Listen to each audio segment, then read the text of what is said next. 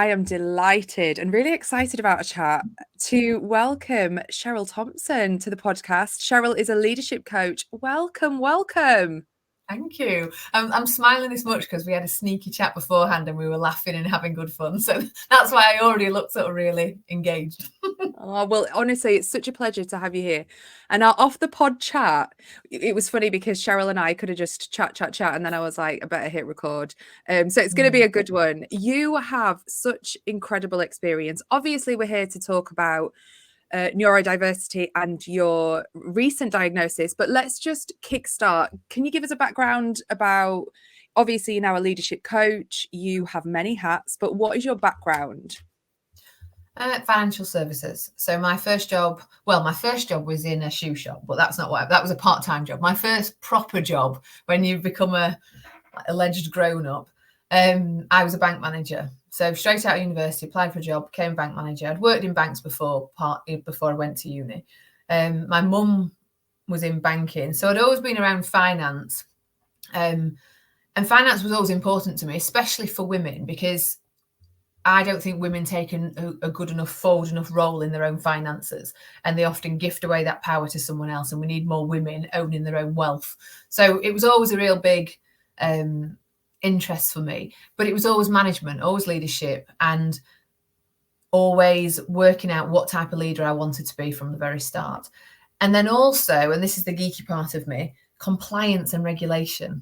It sounds really weird to say I love rules, but you've got to know the rules, enjoy the rules to know how far you can push the rules. So actually rules are really important. They're like boundaries. They're like just clarity for people. So I was also in compliance regulation, worked at the financial ombudsman, and then was in consultancy as well, but always financial services, always money awesome. And management. Money and management. Do you know what's so incredibly interesting? The way you enjoy rules. That is fascinating to me. But also the spin on it that you said, you know how far you can push them. That is brilliant. You've got to know where the line is to be able to toe the line without breaking any, without going over it. But if you don't know them, then you'll never know how safe or unsafe you are. And for me, safety is important for everybody. Children need rules. Like when we're growing up, we need rules. Doesn't mean we don't break them. You just need to know what they are. Yeah. By the way, I never broke compliance rules, just for the record. So a career in finance. I just want to go back to your point, actually. I've recorded a few podcast episodes. My friend is an angel investor. She talked about like the lack of opportunity for women, how as young girls we're sort of told that maths isn't for girls and, finances. And we've got so much that we need to change about that. What about you at school? Did you excel in maths? Was that like your thing? No, really. I was in the top set for maths, but I had that same problem. I was told I wasn't very good at maths, and I still would say, if someone said to me now, I'd be like, I'm no good at maths. I panic at maths. But what I was good at, I'm not very good at basic maths, should I say, because I won't even try. And I've always been of the opinion someone else play to your strengths. So if that's not my strength, someone else can do it. But what I was always great at school and in life and in business was, how do I explain? Almost, well, I've just said it, the rules. Do you remember at school you used to do exception to the rule, and you had to find the rule of rules and then try and break the rule of rules? Mm-hmm. I was the only one that could ever do that. So I always had a logic and a system. Everything I do is systemized, even if it's up here. So you might not see something, but I am working things out. I'm like, oh, and that's what you do, and you do that, and when you do that, you do that, and then that over there, and then so I've like got this inner thing, like calculating stuff as it goes along. So anything where you had to deduce, anything where you had to weigh things up, balance things, data. I love data. I love. I always loved maths because of what I thought was its purity. And then when I got into business, I realized how manipulated maths could be. So you've got to, again, know the system and play the game in the right way. That is so fascinating. I think you need to write a book. Have you written a book? Yeah, but I'm only laughing because it sounds really arrogant to say it's so interesting.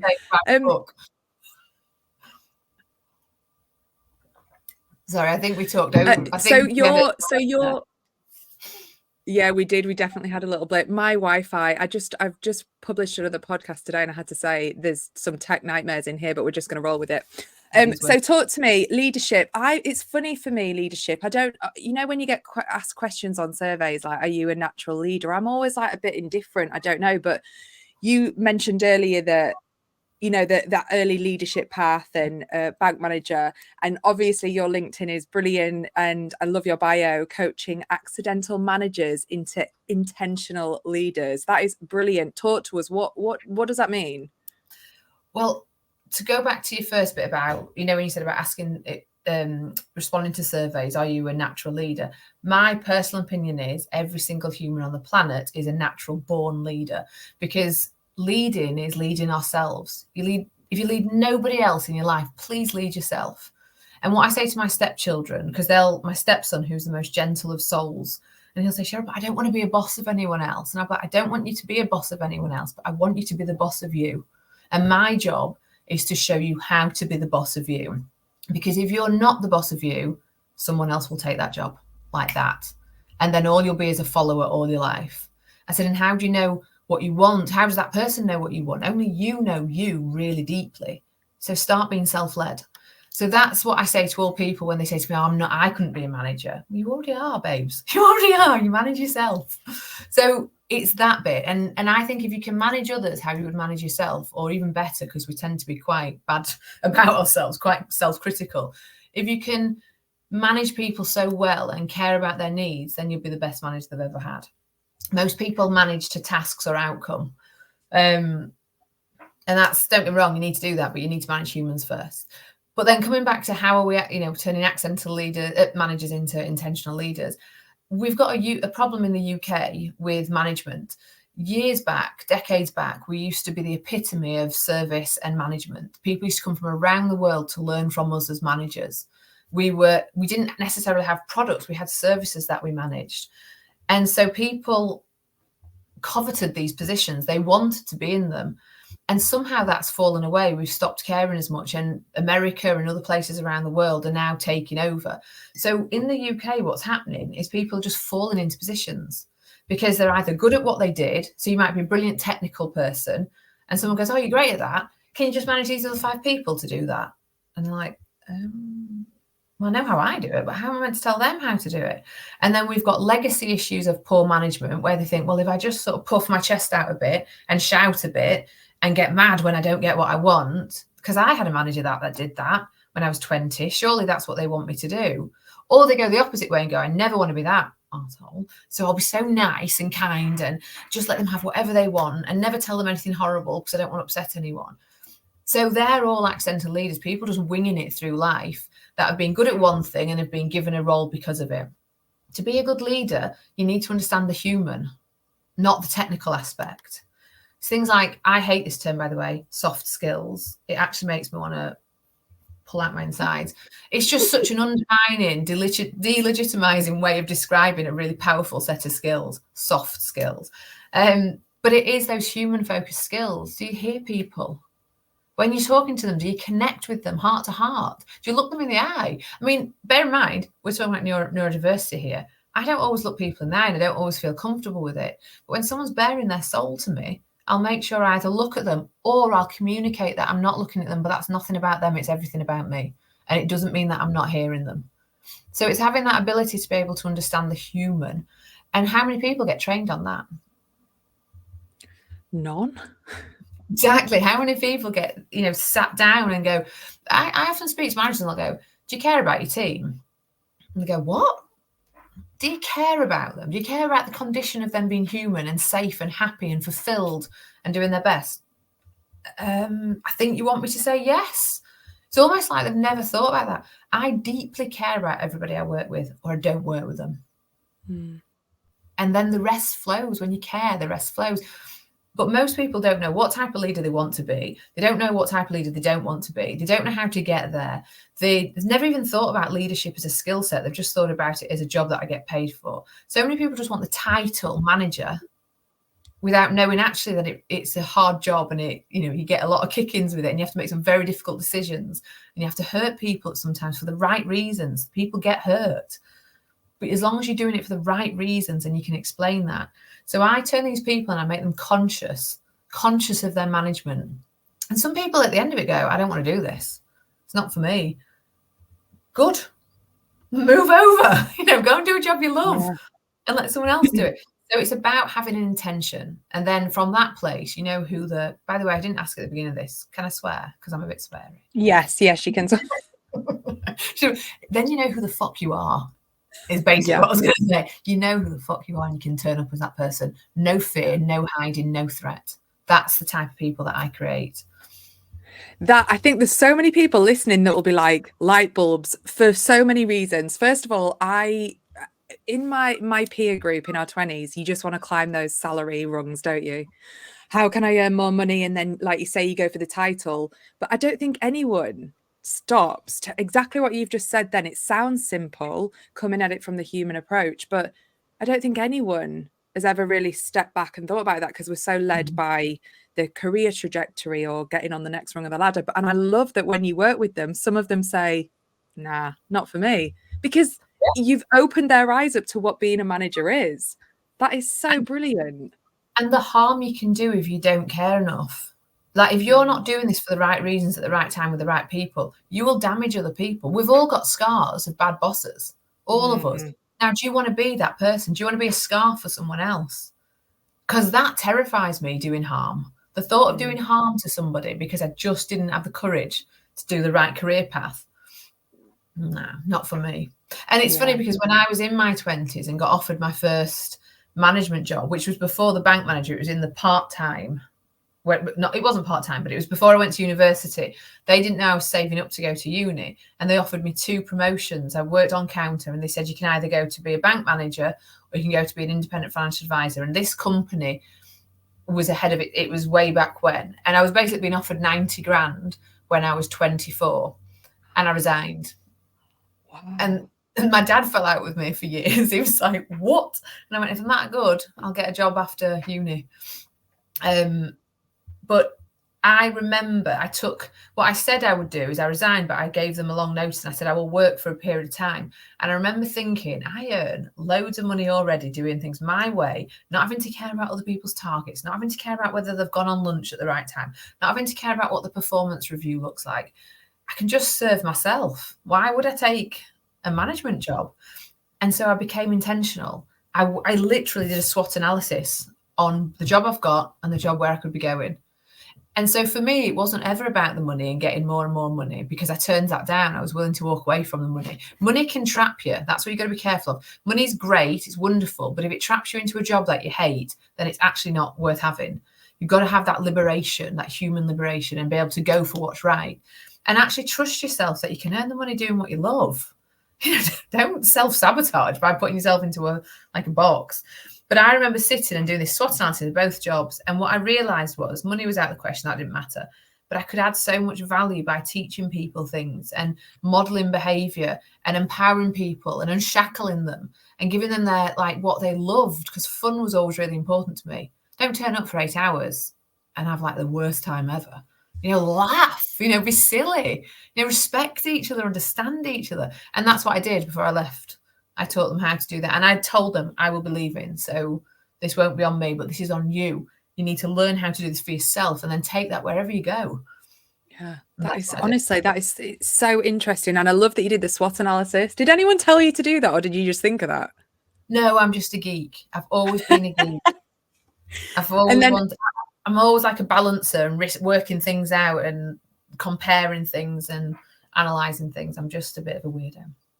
I think people really resonate to what you're talking about. Like I said earlier, light bulb moments, when people might be listening thinking, I am locked in to this job for money. Yeah. And I think it'll just make people start to think a bit differently. So obviously we're here talking about inclusivity, neurodiversity. Talk to us off the pod. We talked about your how recent your diagnosis. Talk to us about that. Was it last summer? So last summer, and I would have guessed I had ADHD, but only just more lately in life. But then when it came back that I had ADHD tendencies, but I was absolutely autistic, I was like, oh, that surprised me a bit.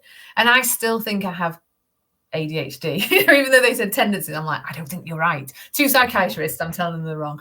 Because I think for me, one cancels out the other depending upon what's going off in my world. And because I think at the time of having this conversation, I was in a place where rules and, you see, they're just normal for me. But I can also have like off the wall, you know, pings and unpredictability. Lots of like knee-jerk unpredictability, which I love too. But so yes, it was last summer for me when I got diagnosed. I'm not an expert about it. I can't tell you that I, you know, like I started to go down a rabbit hole with it, and then actually I thought this is going to end up boxing me up if I go down a rabbit hole, because all I'm reading is other people's views of it, and actually quite outdated information, because women with neurodiversity aren't researched enough. So I've got the best case example, and it's me. So and I know me, you know, I already know me.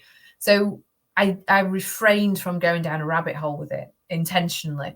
And it's interesting because years back, I've always worked with neurodiverse people and always been really drawn to them. At school, I remember, you know, like I was talking to my sister about dyslexia because my niece is dyslexic. And I knew about dyslexia yonks back because I used to see people taking yellow pieces of exam papers and I'd think, why's your paper yellow and mine's not? You know, and so I'd go and ask them, why did you have yellow exam paper? And they'd be like, I've got dyslexia. And what does that help with? How does the yellow make a difference, or the blue? Or so I've always been curious. I've always asked questions and been curious and been kind with that. Asked from a place of love, not of you're a weirdo. And to be fair, I've always loved weirdos anyway. So for me, I wouldn't have been, I'm like, ooh, what does that mean? So I always was like drawn to these people. At work, the analytical, leave me alone, want to sit in a room and just get my shit done people were always my people. They were the most reliable. They might not want to laugh and joke and be silly. I don't care. You put something in front of them and it came back when they said, on time, in the right way. Or it had come back in a totally different way, but you were like, nailed it. I'd not even thought about that. I love what you've done here. So I always liked those people. And I remember thinking, God, it'd be ace to be neurodiverse, which I know sounds really weird because I never meant I wanted to be. And I loved the way people's heads worked. But then it was a problem that I had in my personal life that made me go and made me say to someone, this isn't working. Something's going off and I can't explain it. And it was sensory overwhelm in my personal life. And that's what made me go and speak to someone.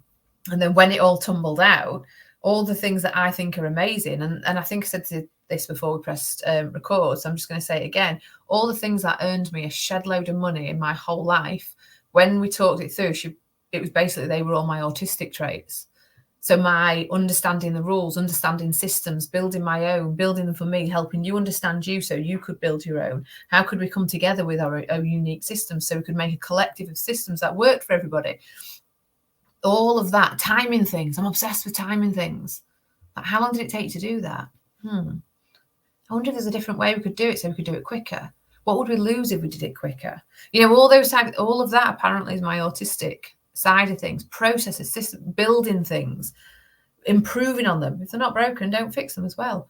All autism. So when she said it to me, I was like, I have made a lot of money from being that person. And awful. I said, so I wouldn't want to ever give it back. And she actually said to be the poster girl for autism. And I was like, thanks very much.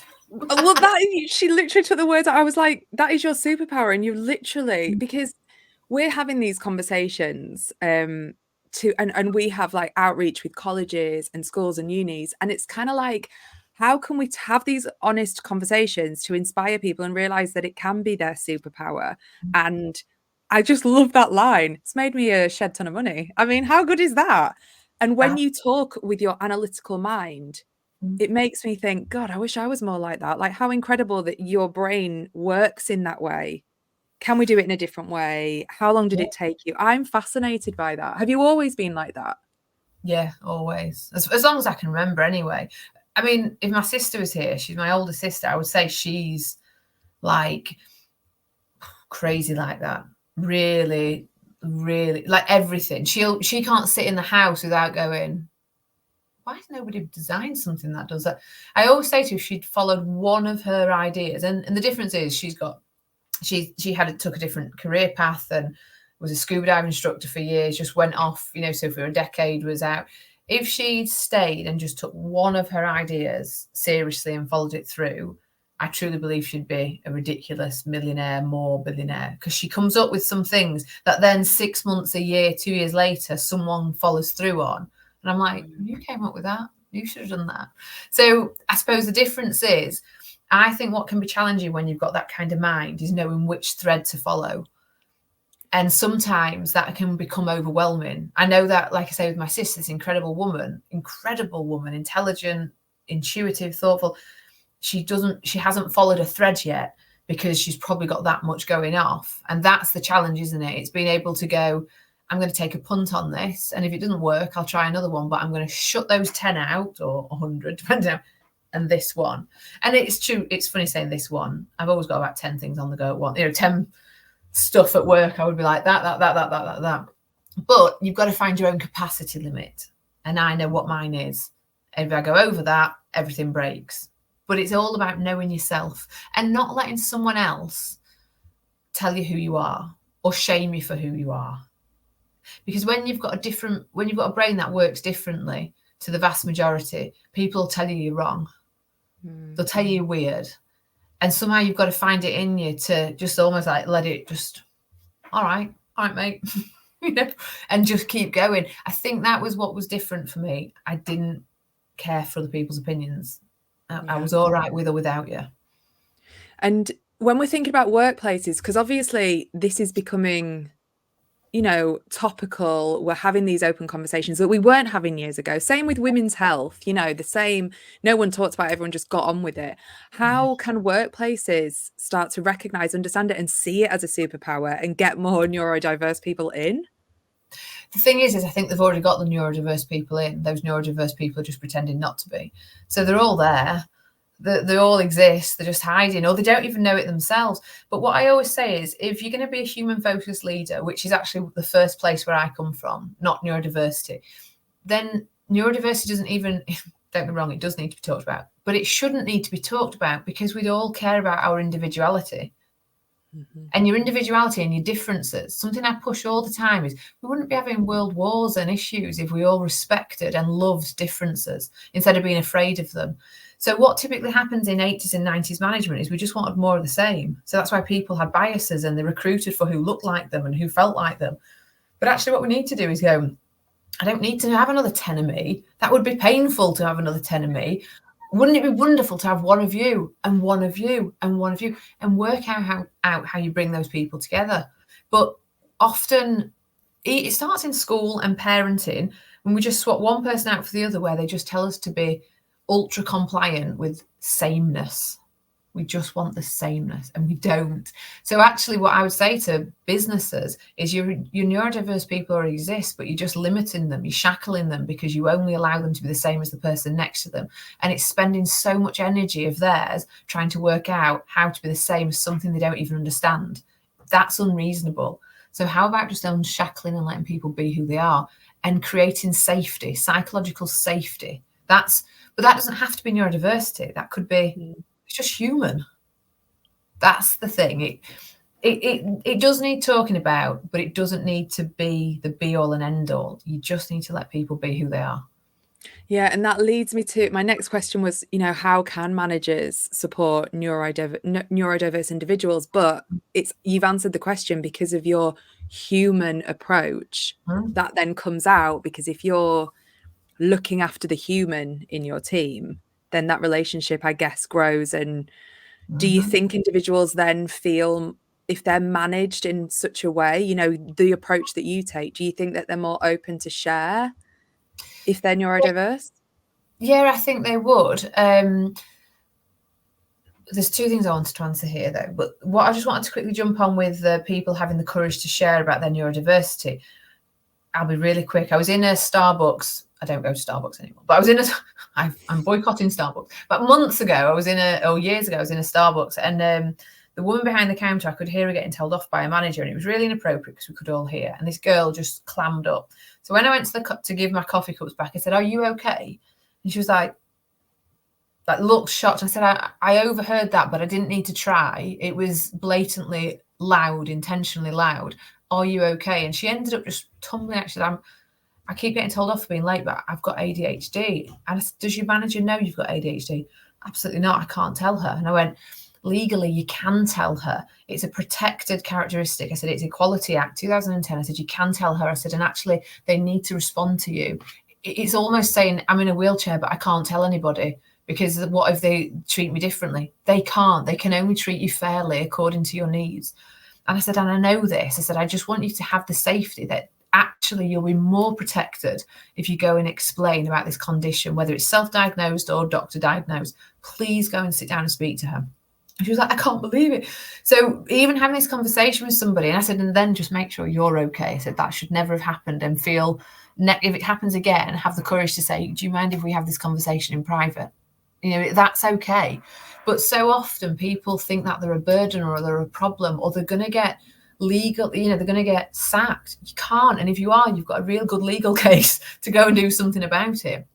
So I just think people need to know that there are laws out there protecting disability, and we should be standing up for people with that neurodiversity or with any level of disability, whether it's physical or hidden disability, and actually say, no, we need to make adjustments, and that's the right thing to do.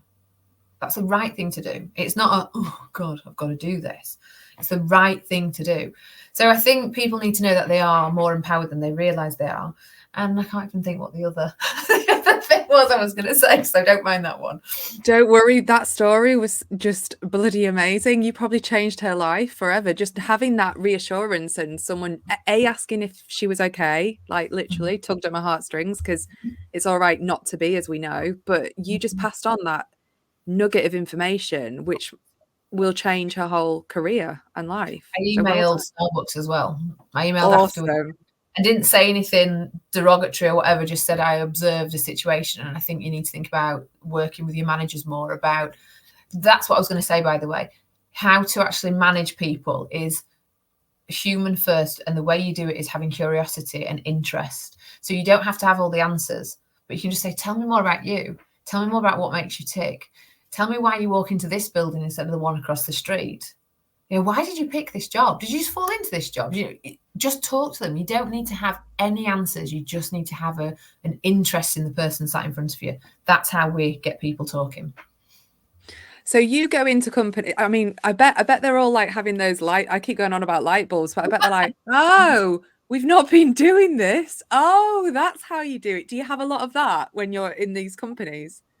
Yeah, and I think it's really easy, because to me, being human just is easy, and I'm interested in everybody. You know, like every single human, I'm like, ooh, tell me about you. So I think that's natural, but I think sometimes people are scared of asking questions. I was raised as a little girl to ask as many questions as I wanted to without fear. You know, I was never when I hear people say, just because, you know, like to children, I'm like, no, don't do that, you know, or don't ask any more questions. No, do, even if it makes you as a parent uncomfortable, because otherwise we shut people down. But yeah, when I go into these businesses, because I'm basically unpeeling the layers and layers of bullshit adults get put on them. Let's go back to that kids' way of working, because kids are actually really intuitive, you know, and we over socialize and we over correct and make things too polite. So I help people just unpack it all. And I suppose because I can relate to that, like, I do think kids are bloody amazing and they can teach us so much. And I love that that's what makes you unique, though, that you ask those questions and you're genuinely interested.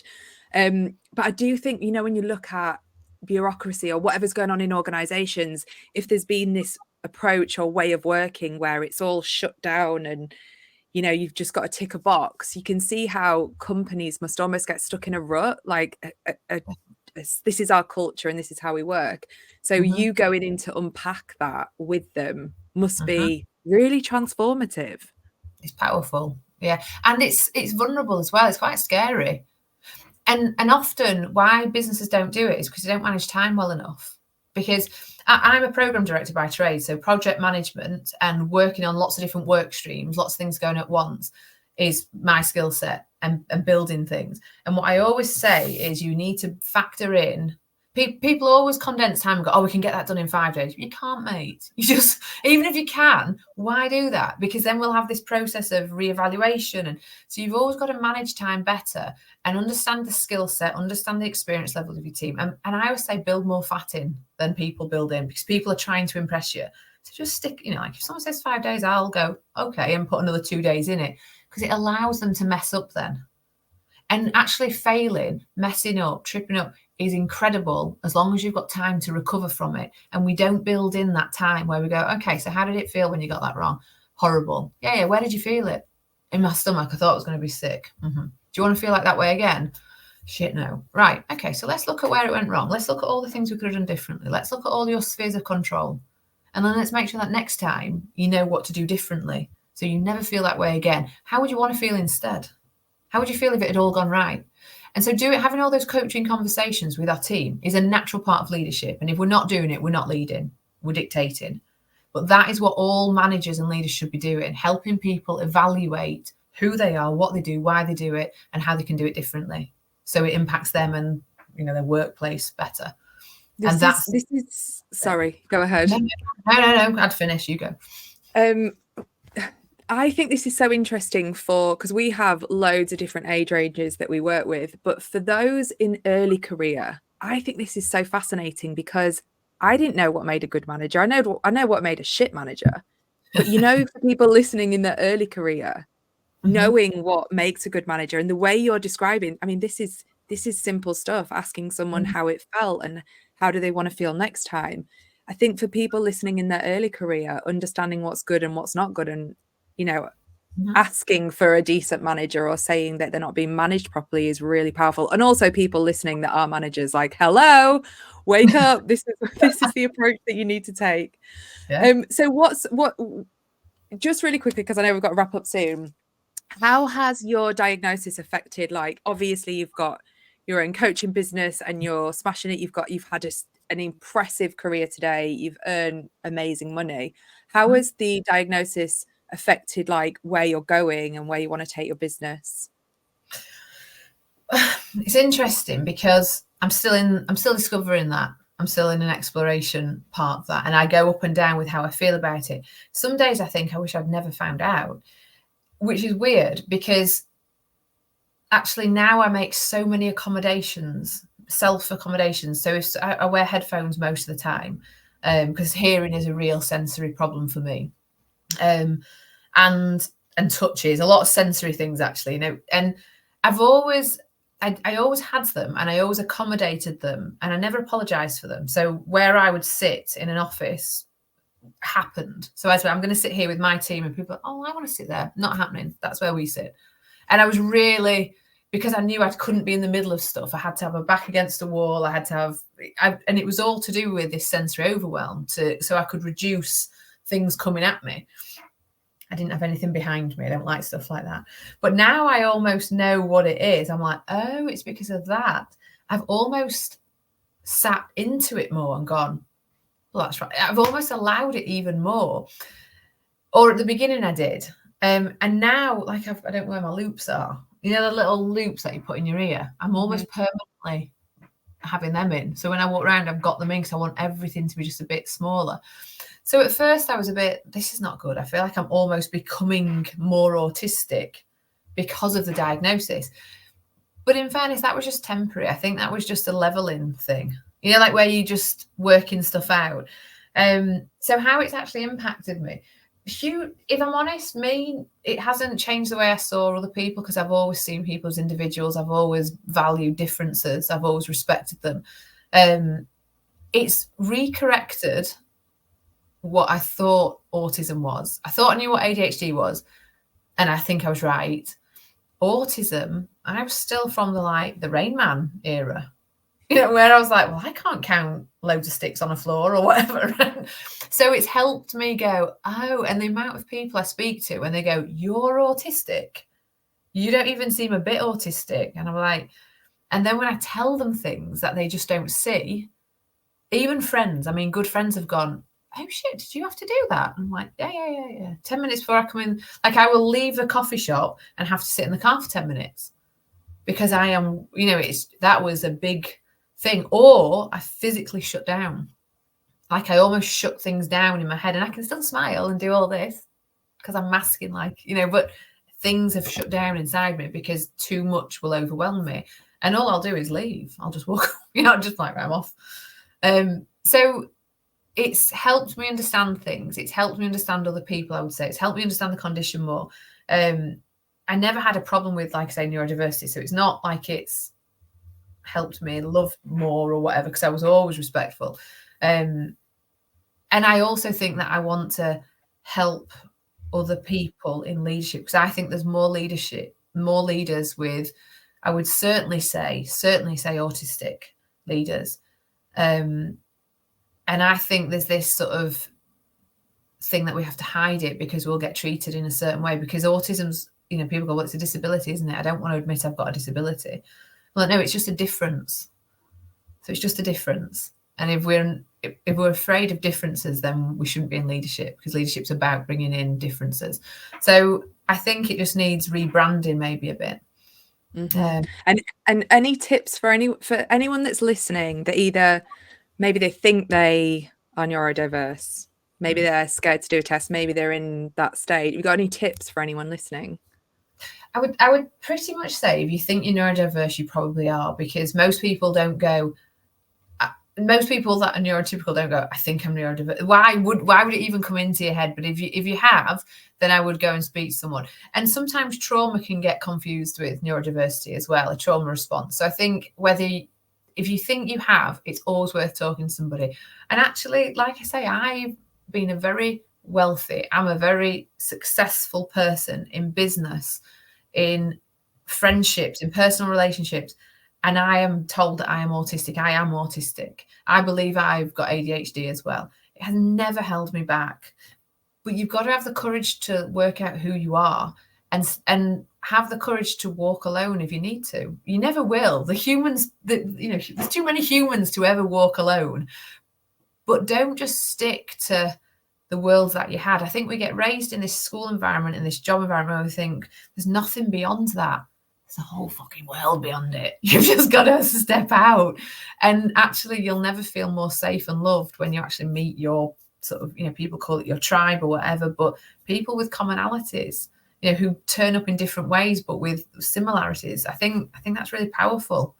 Yeah, that is so powerful. And I think loads of people will resonate listening to that. So if people want to connect with you, find you, how can they do that? I would say, from what we're talking about, always LinkedIn. I'm on Instagram, but I'm more talking about social things on there. But if you want anything to do with work, just find me Cheryl Thompson. I'm wondering, he's just literally Cheryl Thompson, Tough Talk Mentor. That's how you find me, because I'm a big advocate of having difficult conversations with kindness. And I think we're all dodging difficult conversations. So I help people with that specifically as well. But you find me on LinkedIn. Awesome. And I will put the link in the show notes. Thank you so much. I could talk to you for hours. Fascinating. Well, let's do another one. Let's just go for a coffee. Another one. Thank you so much for your time. We really appreciate it. Thank you.